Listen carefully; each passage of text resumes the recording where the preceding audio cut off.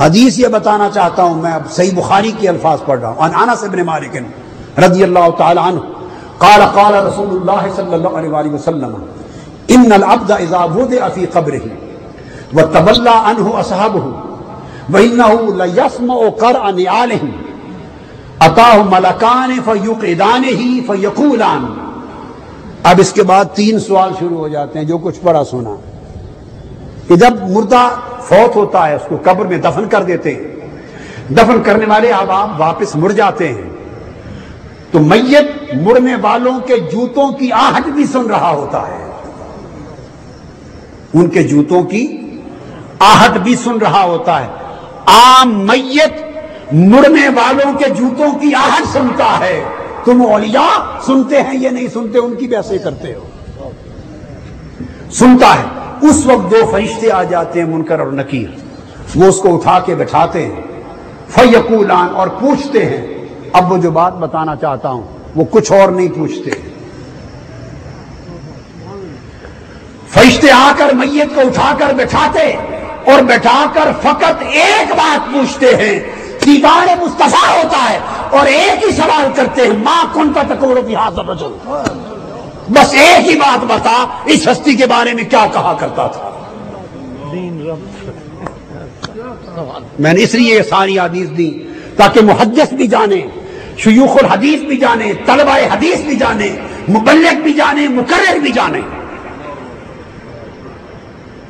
کہ امام بخاری نے کثرت کے ساتھ جتنی سندوں سے لائے ہیں ایک ہی سوال کی حدیث لائے ہیں. یہ بخاری کا عقیدہ ہے.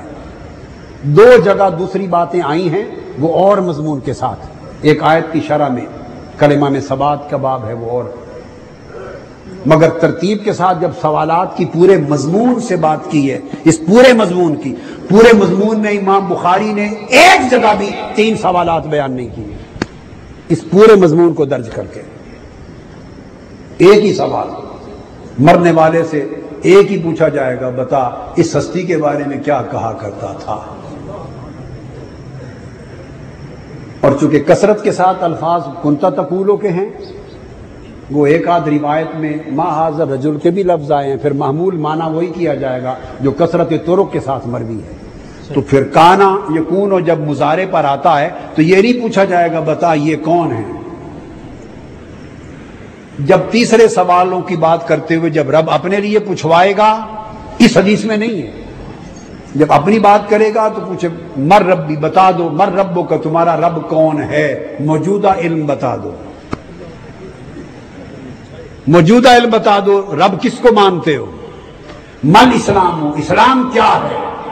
2 باتیں یوں کہی جائیں گی.